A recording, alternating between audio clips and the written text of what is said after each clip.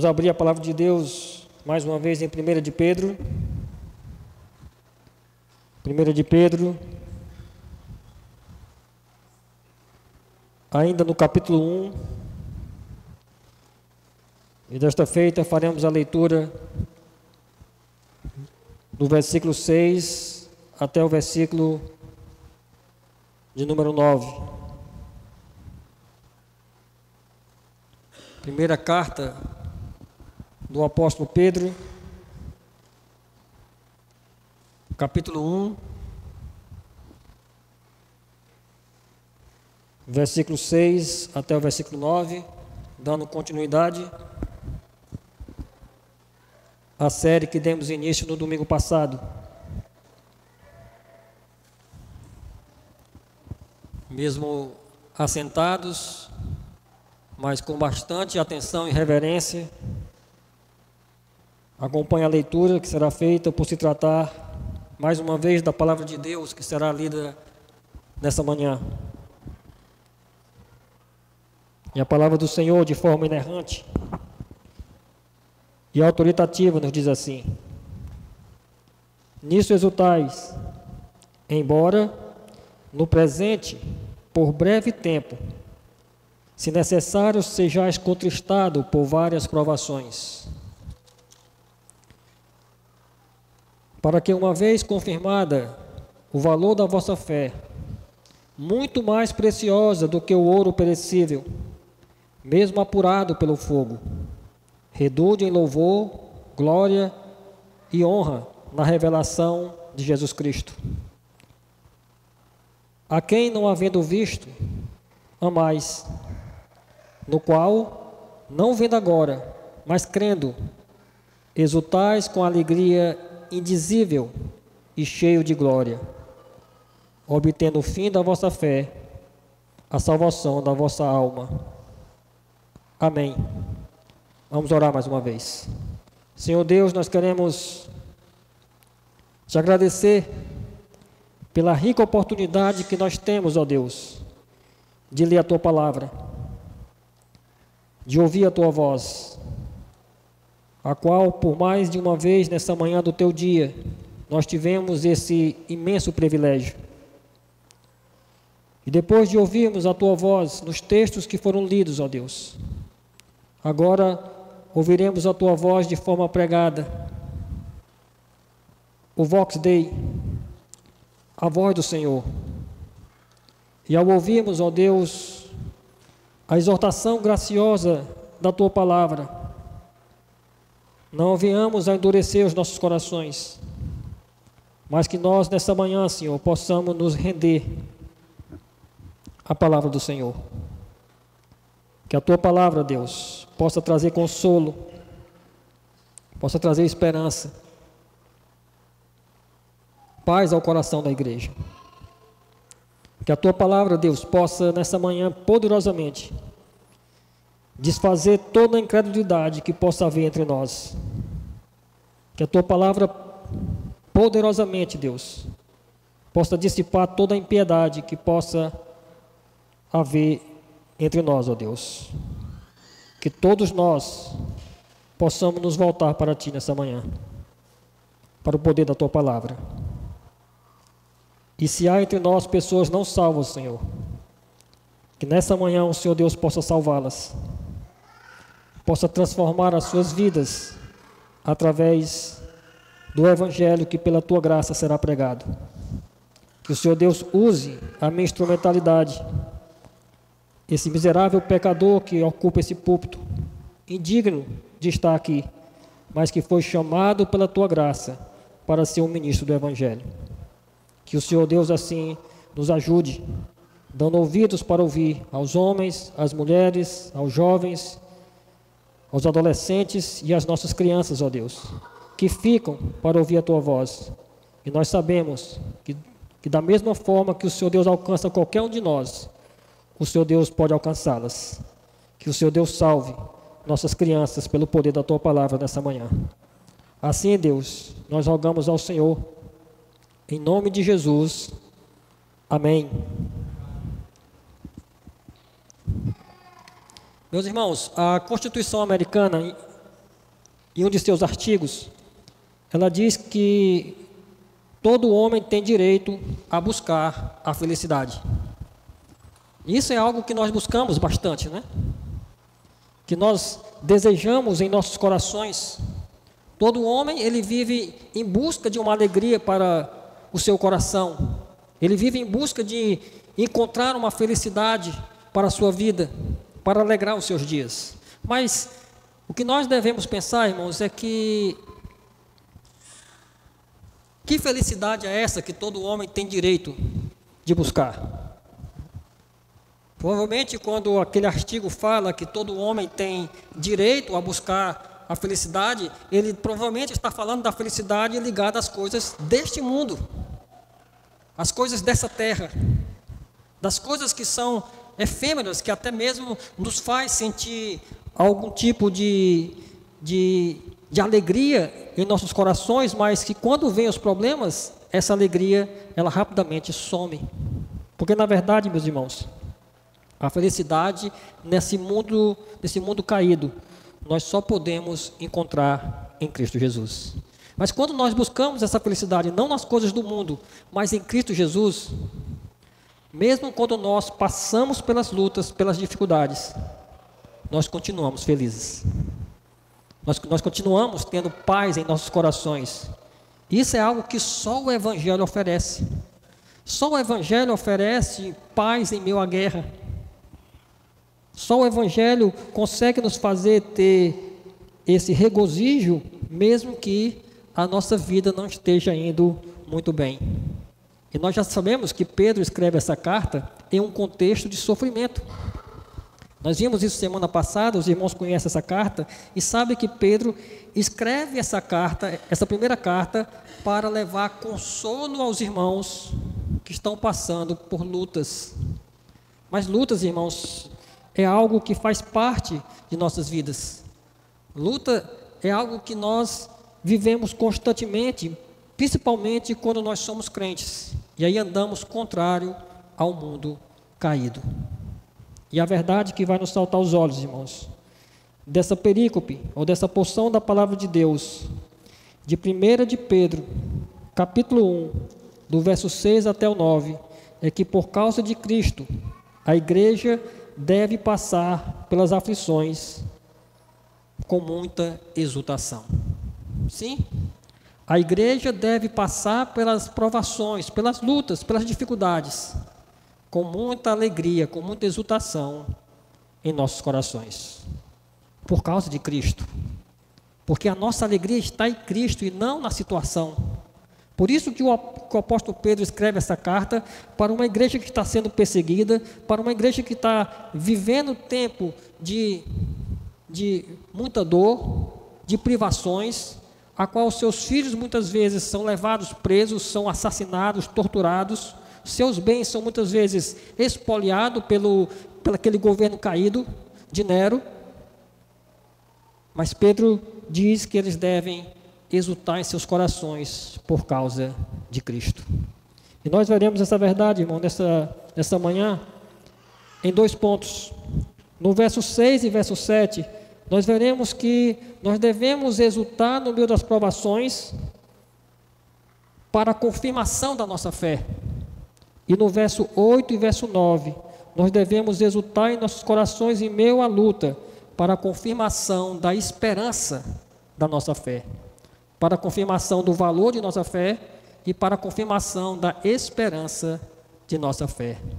Irmãos, o apóstolo Pedro, nós vimos semana passada, ele começa escrevendo uma carta para uma igreja que está passando por dificuldades, a igreja da diáspora, da dispersão, os irmãos que estão espalhados, pelaquela região, que são forasteiros, ou seja, não fazem mais parte desse mundo, mas fazem parte do reino de Deus como nós. E no meio às lutas, Pedro não traz uma ilusão para eles, dizendo, vocês vão parar de sofrer. O que Pedro leva para aquela igreja, nos seus escritos, são verdades do alto, verdades eternas, verdade dos céus. Ele começa falando que aqueles irmãos, eles foram chamados por Cristo. para fora de um mundo caído, para viver de uma forma diferente, para serem de fato forasteiros em um mundo de trevas, assim como nós. Nós somos esses forasteiros. Nós vivemos aqui nesse mundo, aqui nesse estado do Espírito Santo, mas nós pertencemos ao reino de Deus. Nós fomos eleitos para isso. O apóstolo Pedro também diz para ele que eles foram chamados segundo o conhecimento eterno de Deus. E depois Pedro faz uma doxologia, né? A graça e a paz nesse Deus bendito sejam multiplicadas. O bendito Deus e Pai de nosso Senhor Jesus Cristo, que segundo a sua grande misericórdia nos salvou. Então Pedro começa a falar daquilo que a Trindade Santíssima faz por nós. Derrama a sua misericórdia sobre as nossas vidas. Aquilo que é o amor pactual de Deus, que nos transforma, que nos faz nascer de novo, que nos traz esperança na ressurreição de Cristo Jesus. Depois ele fala de uma herança eterna, incorruptível, sem mácula, imarcessível, reservada nos céus para vós outros. E depois Pedro diz que apesar das lutas, nós vamos chegar na glória. Que apesar das lutas, nós vamos chegar no final de nossa caminhada. O caminho muitas vezes é estreito, a caminhada é árdua, é difícil. Mas como diz um certo pregador da nossa igreja, Deus nunca prometeu caminhada fácil. Mas Deus promete que nós vamos chegar. Porque não depende de você. O apóstolo Pedro diz que nós somos guardados pelo poder de Deus mediante a fé, para a salvação preparada para revelar-se no último tempo. Apesar das aflições, irmãos, como diz o Senhor Jesus Cristo lá em João, nós podemos ter bom ânimo, porque Ele venceu o mundo. E aí, por causa de todas essas verdades, o apóstolo Pedro chega no versículo 6 e vai dizer que nisso a igreja deve exultar. Ele diz assim: nisso exultai, embora no presente por breve tempo, se necessário sejais contristado por várias provações, para que uma vez confirmado o valor da vossa fé, muito mais preciosa do que o ouro perecível, mesmo apurado pelo fogo, redunde em louvor, glória e honra na revelação de Jesus Cristo. Por que nós devemos exultar? Por que nós devemos ser alegres? Por que deve ter uma alegria no coração do crente que o mundo não entende? Que mesmo cercado por coisas difíceis que nós enfrentamos, o apóstolo Pedro começa o versículo 6 dizendo assim: nisso exultais. E por causa de tudo isso que eu falei, por todas essas bênçãos espirituais, celestiais, a igreja deve se alegrar. A igreja deve passar por essas lutas com o coração cheio de regozijo, de paz. Da mesma forma, irmãos, o apóstolo Tiago, lá em Tiago capítulo 1, verso 2, na unidade das Escrituras, ele diz assim: meus irmãos, tende por motivo de toda alegria o passardes por várias provações. Veja que é muito diferente do que nós escutamos nesse mundo, né? Porque a ideia desse mundo é que você deve parar de sofrer. Há muitas falsas igrejas que prometem isso. Pare de sofrer. Mas nós olhamos para o Evangelho, irmãos, e nós vemos que tanto em Tiago como em Pedro, ele diz que no meio do sofrimento, nós devemos nos alegrar em Cristo. E ele diz: embora no presente, por breve tempo, se necessário, sejais contristado por várias provações. Se alegre, regozijem-se, embora no presente, por breve tempo, se necessário, sejais contristados por várias provações. Irmãos, o que Pedro está dizendo é que mesmo com os problemas, as lutas diárias, nós podemos ser felizes. Não por causa das lutas, não por causa das dificuldades, mas pelaquilo que Cristo fez por nós. É por isso que você deve, muitas vezes você pode chegar para o seu pastor e dizer para ele: pastor, eu não estou feliz, mas eu sou feliz. Parece contraditório, né? Como é que pode você não estar feliz, mas você é feliz? Porque nós não somos loucos, irmãos. Nós sabemos que os problemas, eles nos causam dores. Nós não estamos felizes por causa da situação que nós estamos passando. Nós não estamos felizes pelo problema que nós estamos enfrentando. Mas mesmo assim nós somos felizes por causa de Cristo, em meio às nossas lutas, porque é o Senhor quem nos sustenta. E nós precisamos, irmãos, entender que essas lutas, elas vão acontecer. Pedro não está escrevendo essa carta apenas para aqueles irmãos daquela época. Deus preserva essa carta e ela chega para nós hoje. Em meio a todos os problemas que nós podemos esperar que aconteçam, porque apesar que aqui no português dá uma impressão de uma condição, né, se necessário, no texto grego, irmão, isso aqui é algo real. Nos faz entender que é algo que vai acontecer. Nós não precisamos orar apenas para que Deus nos livre dos problemas, das lutas, mas que Deus nos assista em meio a elas. Abra sua Bíblia em Romanos capítulo 8. Romanos, capítulo de número 8, verso 35 e verso 36.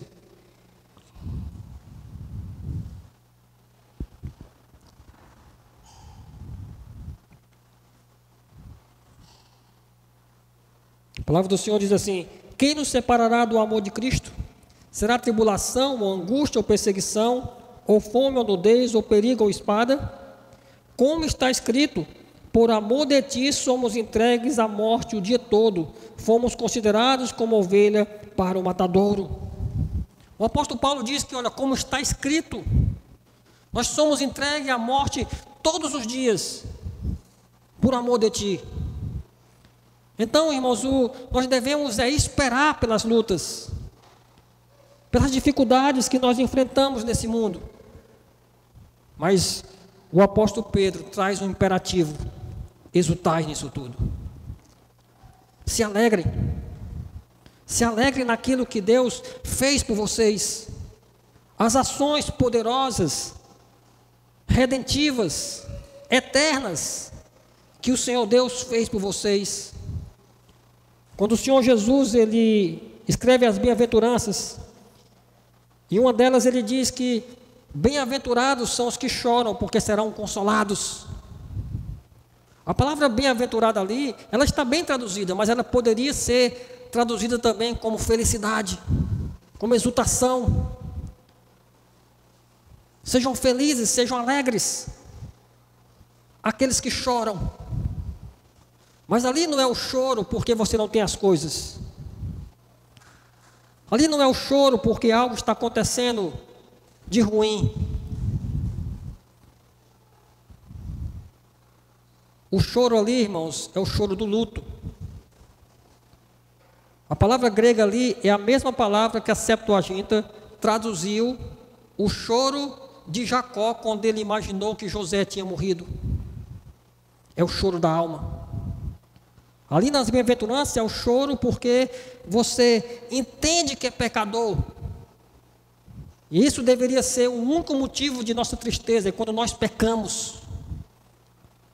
Mas não por causa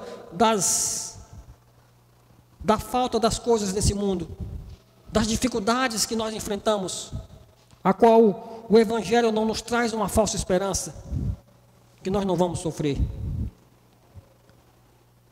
Que nós precisamos, em meio dessas lutas, exercer a nossa fé, porque ele diz: se necessário, sejais contristado por várias provações. Por várias provações. Essas provações aí são lutas, dificuldades, que é necessário que a igreja passe por elas, não para exultar em fé, não como esses congressos que tem aí, é o congresso da exultação na fé, de romper na fé. Na verdade é isso, é romper, de romper na fé. É o ano de nós rompermos na fé, passarmos por cima de tudo. Ou então como aquele cântico, né? Que diz: se o mar não se abrir, Deus vai me fazer passar por sobre as águas, rompendo em fé. E as outras opções que Deus tem? Porque o cântico ali só dá duas opções para Deus: ou Ele abre o mar para você passar, ou você caminha por sobre as águas. Mas Deus pode querer que você não passe, ou Deus pode querer que você se afogue. Por isso que nós, irmãos, nós não rompemos em fé, nós crescemos em fé. Nós passamos pelas provações, pelas lutas. Por isso Pedro diz que é necessário, porque é no meio das lutas que nós passamos em fé, que nós crescemos em fé, que nós avançamos em direção ao autor e consumador de nossa fé, o Senhor Jesus Cristo, a qual dia após dia nós temos que nos tornar mais parecido com Ele, crescendo em fé. Mas às vezes é tão difícil, pastor. É tão difícil passar por lutas. É tão difícil enfrentar essas provações. É verdade. O Evangelho não está dizendo que é fácil. O Evangelho está dizendo que é necessário.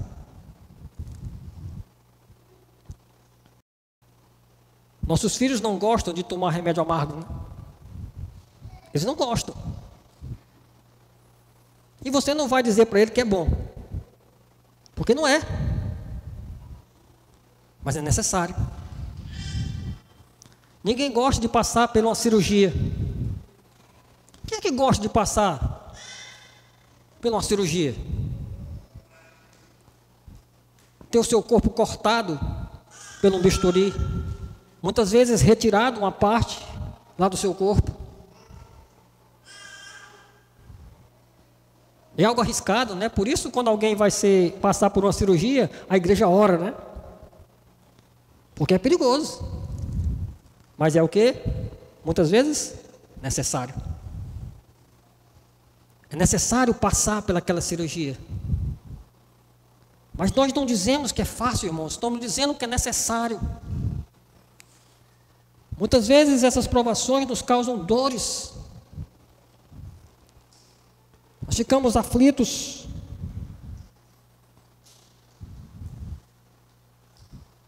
Imagine um pai que de forma acidental causa a morte de um filho. Se você pesquisar, você vê vários casos. Como é que nós levamos esperança para essas pessoas? Casos de pai que vão dar ré no carro e acaba matando uma criança. Imagine a dor, o desespero.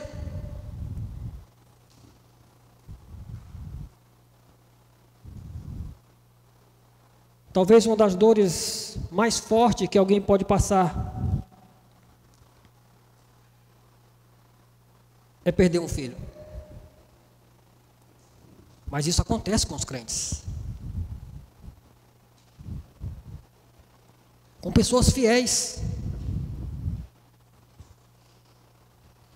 Isso acontece com os crentes. Lá no Pará tem 2 casos de 2 mães.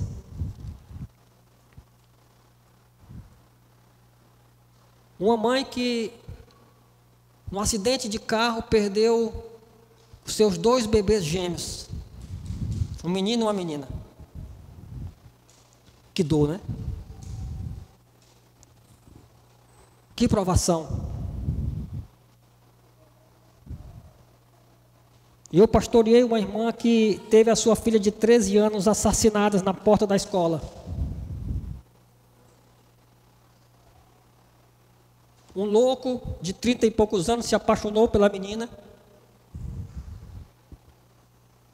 E um dia ele foi na porta da escola, matou a criança de 13 anos e se matou. 2 casos reais de pessoas crentes. Mas você olhava para aquelas mães e você não via revolta. Você via esperança. E onde é que elas encontravam esperança? Não era na situação. Elas buscavam esperança e encontravam esperança no Evangelho. Porque só no Evangelho, irmão, você pode ter esperança em meio a uma tragédia como essa. E a mãe dos gêmeos me disse: pastor, se não fosse Cristo, a minha vida tinha acabado. Quando eu vi os pés dos meus bebês jogados lá dentro do mato, que eles foram lançados para fora do carro, os 2 de uma vez, um menino e uma menina. Mas você olhava para aquelas mulheres e você via esperança, e elas traziam consolo para aqueles que poderiam sofrer. E a esperança daquelas mulheres, irmãos, veio do Senhor Jesus Cristo.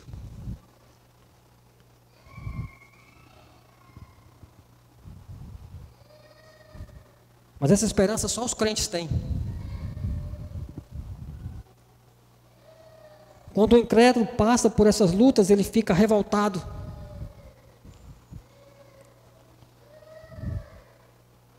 Em meio às suas dificuldades.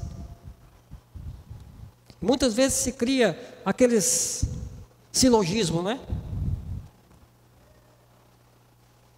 Não, se Deus é bom, ou falso silogismo, se Deus é bom e poderoso, por que Ele não evitou a morte daquelas crianças?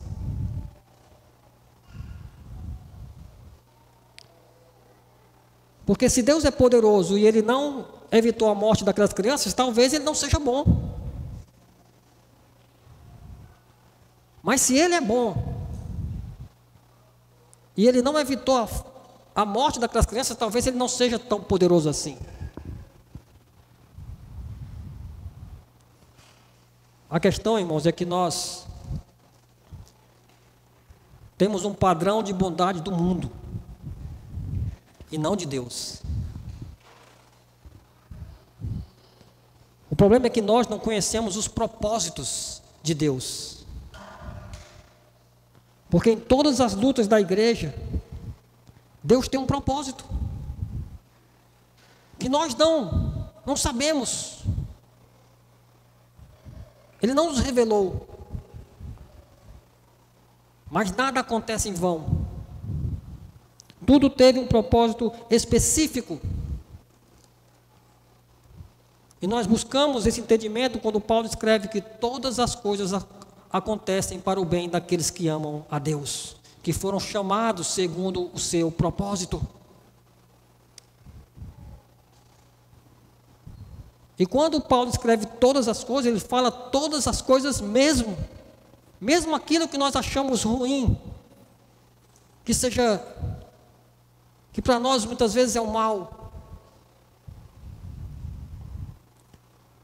Porque nós não conhecemos os propósitos de Deus.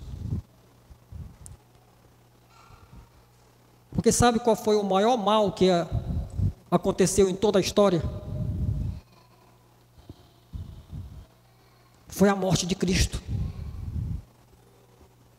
A morte de Cristo foi o maior mal, o mais terrível mal que aconteceu em toda a história.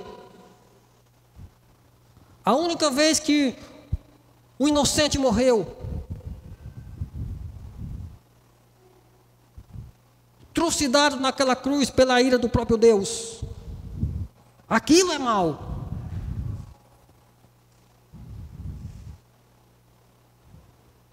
Como diz o Arcis Sproul, perguntaram a ele por que pessoas boas morrem.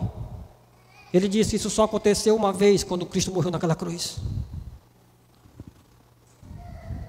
Então, irmãos, o maior mal que existe não é morte de crianças sendo assassinadas. Não, é quando Cristo é assassinado naquela cruz, porque Ele é assassinado por causa dos nossos pecados.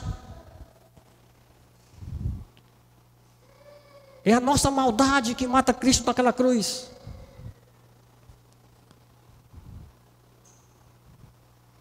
Mas por que isso não traz uma inquietação? Por quê? Por que o maior mal acontece e isso não nos traz perturbação, dizendo: por que, Deus? Porque nós sabemos o propósito. Como dizia o reverendo Tiago Bahia, o mal em si mesmo é sempre mal, mas o propósito do mal muitas vezes é bom. E onde é que nós entendemos isso? Na cruz de Cristo. O maior mal que aconteceu foi a cruz de Cristo. Mas o propósito era sublime, a salvação da igreja. Você é salvo pela morte de Cristo.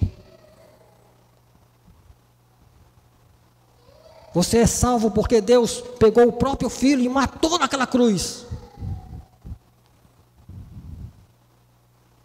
E é isso que tem que trazer alegria aos nossos corações. Paz. Porque como o apóstolo Paulo diz mais uma vez em Romanos 8, se Ele não nos negou o próprio Filho, o que mais Ele vai nos negar? Mas o problema é esse: nós não sabemos os propósitos de Deus, mas em tudo, irmãos, Deus tem um propósito, e os propósitos de Deus sempre são bons. Isso deve aquietar os nossos corações. É por isso que todo esse sofrimento, irmãos, nos leva a confirmar a nossa fé.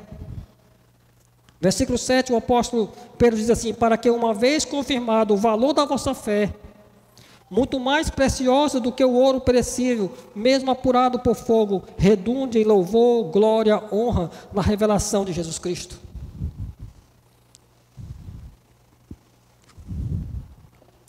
Para que, uma vez passado pela luta, pela dificuldade,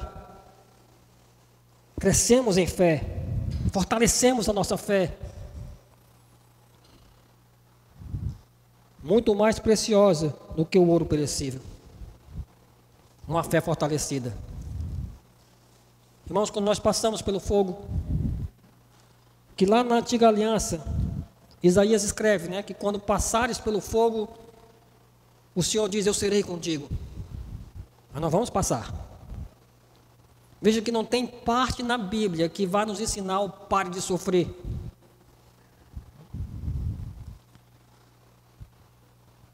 Nós não temos uma fé estoica, uma ilusão estoica. Talvez quem vai trazer essa ilusão para você seja a psicologia. Traz um paliativo, uma ilusão.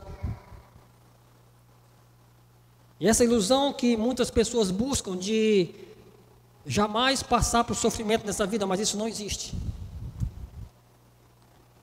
Mas esse sofrimento nos leva ao fortalecimento de nossa fé, que o texto diz que é muito mais preciosa do que o ouro perecível, mesmo apurado pelo fogo. A sua fé, a fé que Deus lhe deu para que você enfrente as lutas, esperando em Cristo, crescendo em fé, ela é muito mais valiosa do que qualquer coisa desse mundo. E você sabe como é que o ouro é depurado, né? Ele é depurado numa fornalha. Ele é colocado em uma fornalha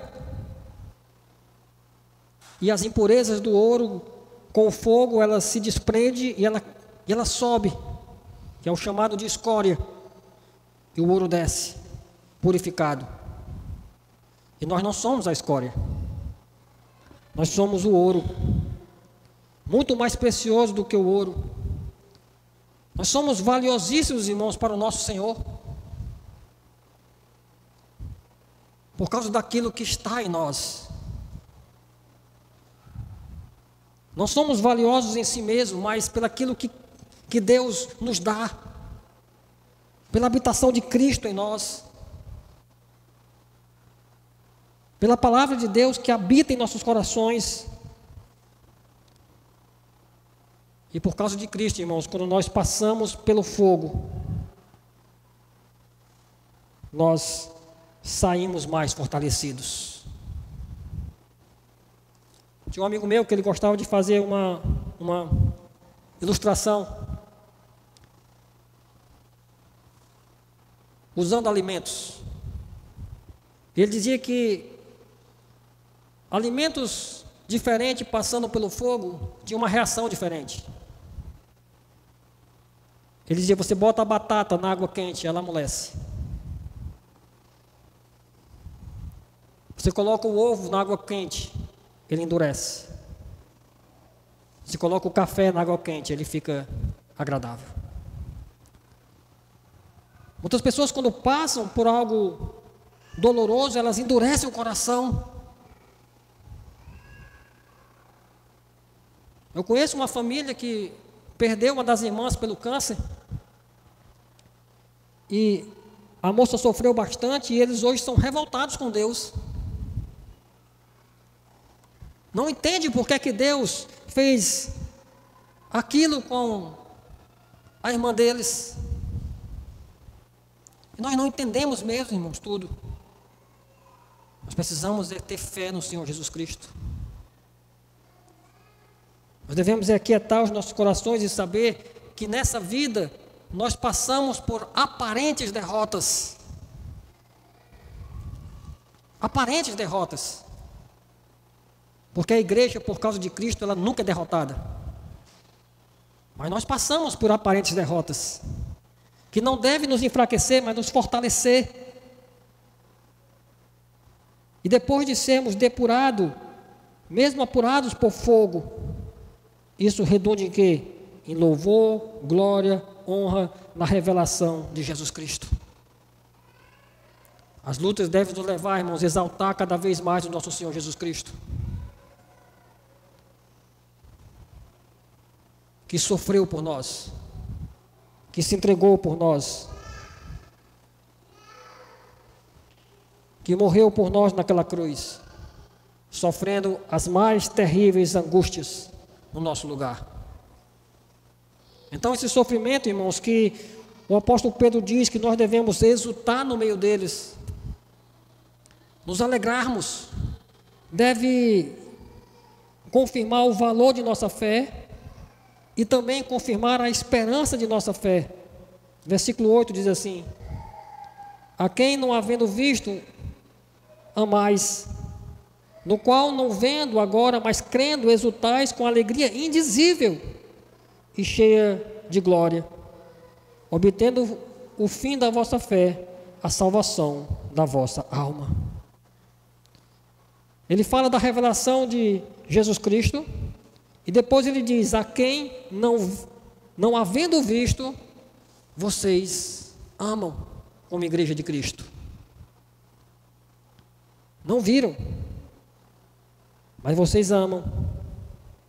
E por que é que nós, igreja, irmãos, amamos a Cristo? Porque Ele nos amou primeiro, né?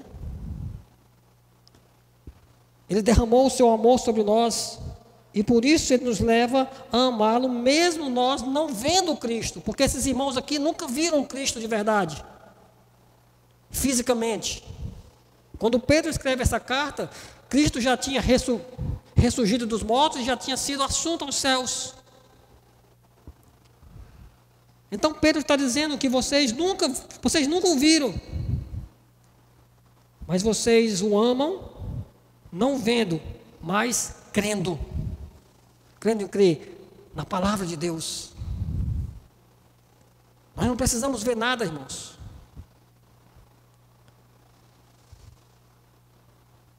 É por isso que a pregação, ela não precisa de nada visual, para que você compreenda. Nós precisamos crer no Senhor Jesus Cristo sem ver, mas ouvindo a sua palavra. Abra sua Bíblia, lá em João, Evangelho de João, capítulo de número 20, a partir do verso 27.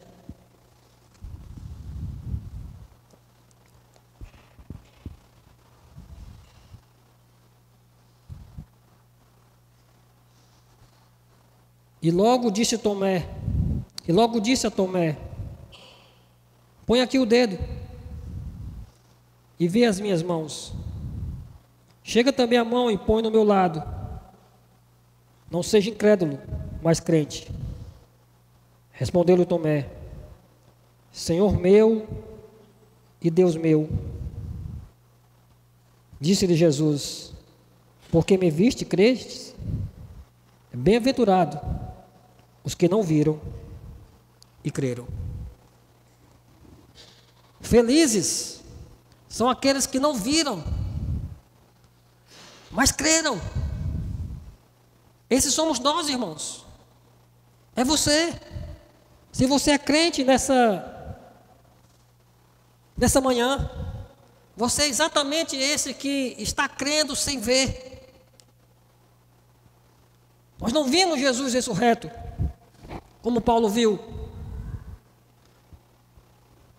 Nós ainda não enxergamos a sua face, mas nós cremos na sua palavra e ela é suficiente para nos fazer crer.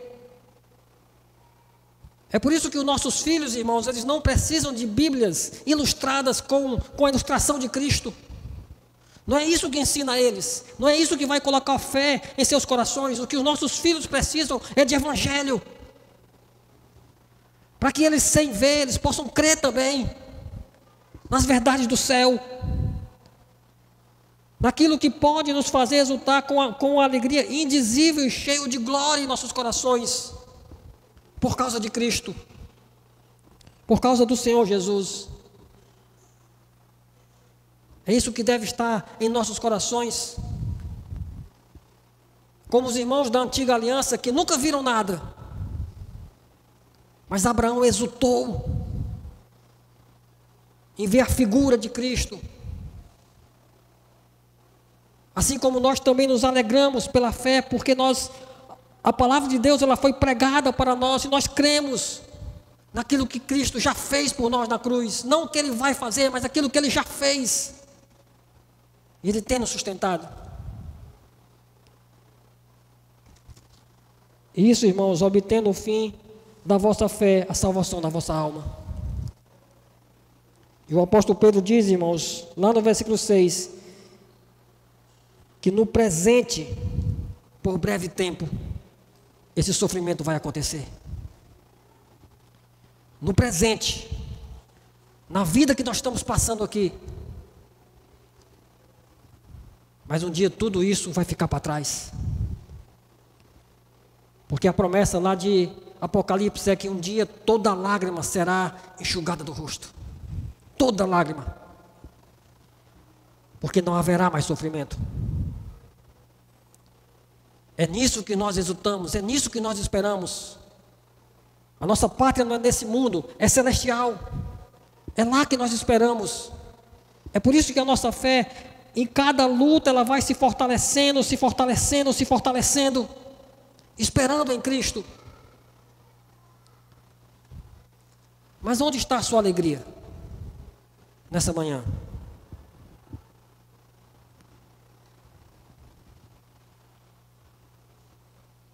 Eu não sei se há incrédulos entre nós, pessoas não salvas.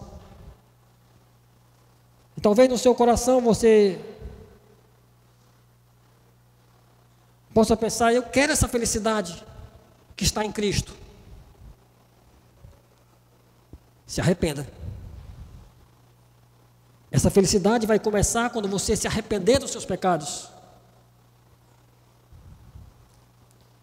E buscar no Cristo da cruz a sua alegria, naquilo que Ele fez por você.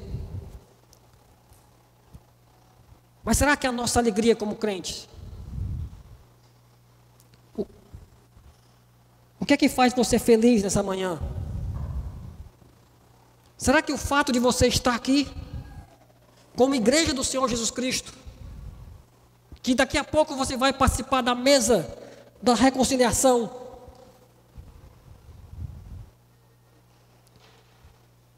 que essa mesa é só para os crentes, é só para os salvos? Será que isso traz alegria para o seu coração? Será que isso traz regozijo para a sua alma? Será que o fato de você ter sido eleito por Deus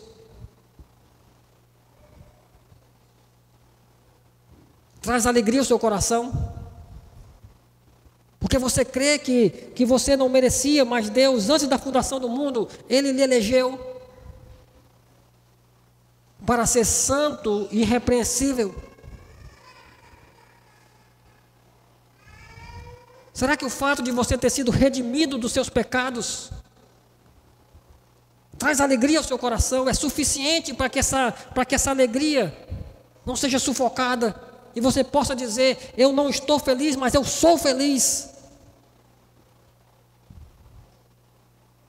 por causa de Cristo, pelo aquilo que Ele fez por você na cruz.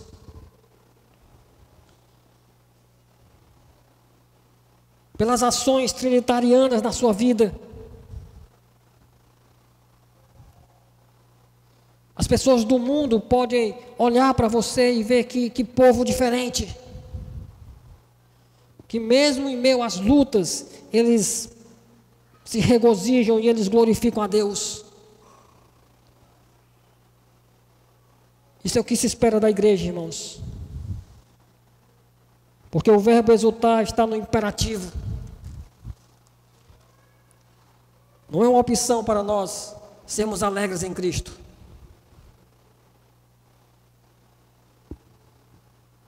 Vivemos o céu na terra e a esperança da glória, que só em Cristo nós temos. A busca pela felicidade deve ser... é algo que muitas pessoas buscam. Mas a felicidade desse mundo, irmãos, sempre vai ser algo limitado. Que na hora que surgir o problema, se acaba. Mas a verdadeira felicidade, a alegria, nós só encontramos em Cristo Jesus, o nosso Senhor. E aquilo que Ele fez por você na cruz. Quando Ele morreu pelos seus pecados.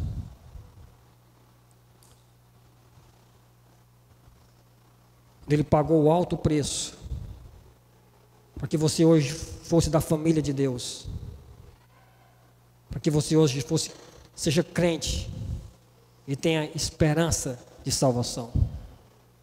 Que nada nesse mundo, nem as lutas, nem as dificuldades, pode mudar a sua sorte diante de Deus. E isso só os crentes têm, irmãos. Só os crentes.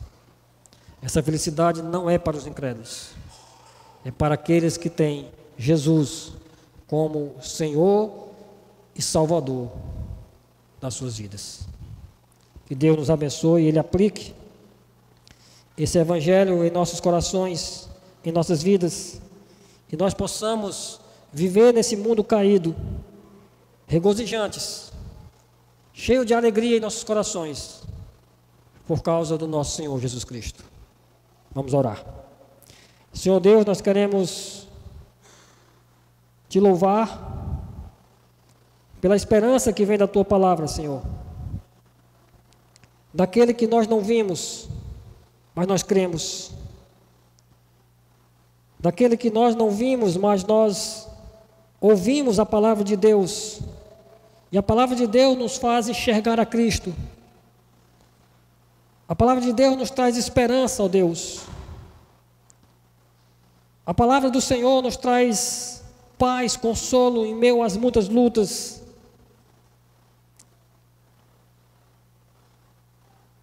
A palavra do Senhor, Pai, nos faz exaltar e glorificar o Teu nome, mesmo passando por tantas dificuldades. E que nós sempre, ó Deus, possamos nos lembrar do Evangelho. Que nós sempre, ó Deus, possamos nos lembrar daquilo que Cristo fez por nós. E que por causa de Cristo em nossas vidas, nós temos paz, nós temos consolo e esperança. E que a Tua palavra dessa manhã, Santo Deus, possa ter surtido efeito em todos os corações, desde aquele de mais tenra idade, que ficou para ouvir a Tua voz, até os mais experientes, ó Deus. Que a Tua palavra tenha compungido os nossos corações.